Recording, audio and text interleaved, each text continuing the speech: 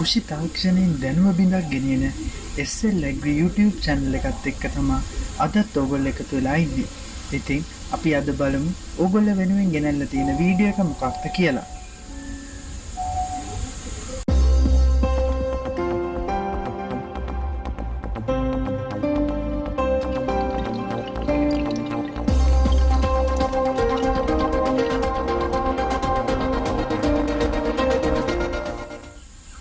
ඕකීඩ් වගා කිරීමේ පාඩම් මාලාවේ අපි අපේ මුල් වීඩියෝස් වලදී කියලා දුන්නා කොහොමද ඕකීඩ් පැලයක් සිටව ගන්න කියලා. ඉතින් අද අපි මේ වීඩියෝ එකකින් කියලා දෙන්න යන්නේ ඒ හිටවගත්ත පැලයකට කොහොමද අපි පොහොර යොදන්නේ කියලා. අපි මුලින්ම යොදන පොහොර වර්ගය හඳුන්වන්නේ 10යි 52යි 10 කියන පොදු නාමයෙන් හඳුන්වන පොහොර වර්ගයයි. ඉතින් ඔයගලන්ට මේ වීඩියෝ එකේ දකින්න තියෙනවා මේ තියෙන්නේ ඒ 10යි 52යි 10 කියන පොහොර වර්ගය. ඇත්තටම අපි මේක ගත්තාම මේ පොහොර වර්ගයේ අඩංගු වෙන්නේ NPK මිශ්‍රණයක්. එතකොට N කොටස් 10ක් P කොටස් 52ක් සහ K පොටෑසියම් කොටස් 10ක් වශයෙන් තමයි මේ මිශ්‍රණය අන්තර්ගත වෙන්නේ. අපි මුලින්ම හිටවපු පැලයකට අපිට මුලින්ම අවශ්‍ය වෙන්නේ අපේ ඒ පැලේ මුල් වර්ධනය කරගන්න. හොඳින් මුල් ශක්තිමත් කරගත්තොත් තමයි අපිට ඉතාමත් හොඳ නිරෝගී පැලයක් ලබා ගන්න පුළුවන්. ඒක නිසා අපි මුලින්ම මේ 10 52යි 10 කියන පොහොර වර්ගය යොදනවා. නැත්නම් මේ P වැඩි පොහොර, phosphorus වැඩි පොහොර අපි යොදනවා.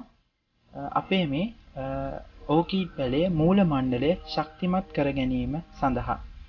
ඉතින් මම අද ඔයගලන්ට ගෙනල්ලා තියෙනවා ඒ පොහොර වර්ගය. ඔයගලන්ට දකින්න පුළුවන් අපි මේ පැල තුනට විතරක් යොදන නිසා ජලය ලීටර් 1කට මේ 10 52යි 10 කියන පොහොර වර්ගයෙන් තේ හැඳි භාගය තමයි අපි එකතු කරගන්න ඕනේ. මේ පොහොර වර්ගය ඉෂ්ට කිරීමට පෙර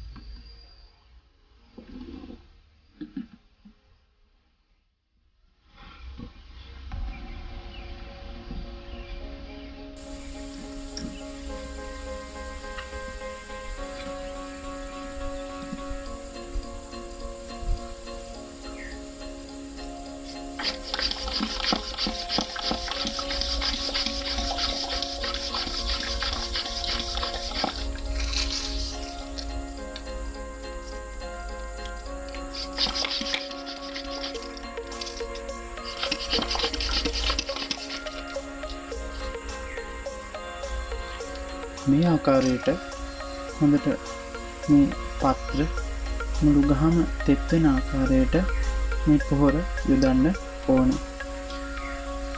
විශේෂයෙන් මතක් කරන්න ඕනේ මේ පොහොර යෙදීම කරන්න ඕනේ අපි සෑම දිනකම උදෑසන 8ට පෙර.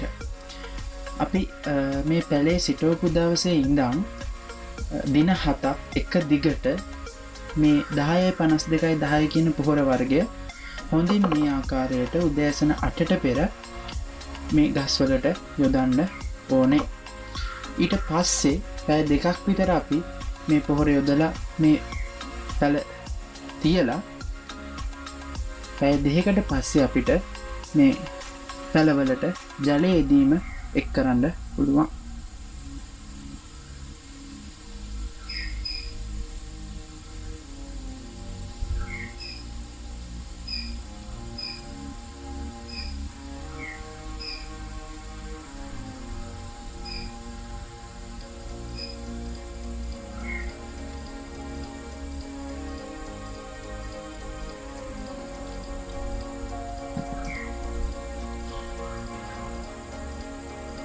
ඉස්සරහ වීඩියෝස් වලින් ඔයගලන්ට බලා ගන්න පුළුවන් අද ෆොස්ෆරස් පොහොර එකතු කරා වගේ තවත් ඕකීඩ් වගාවට එක්කල යුතු පොහොර වර්ග මොනවාද සහ ඒවා යොදන ආකාරය සම්බන්ධව විස්තරාත්මකව අපි ඔයගලන්ට පැහැදිලි කරන්න සූදානම් වෙලා ඉන්නවා.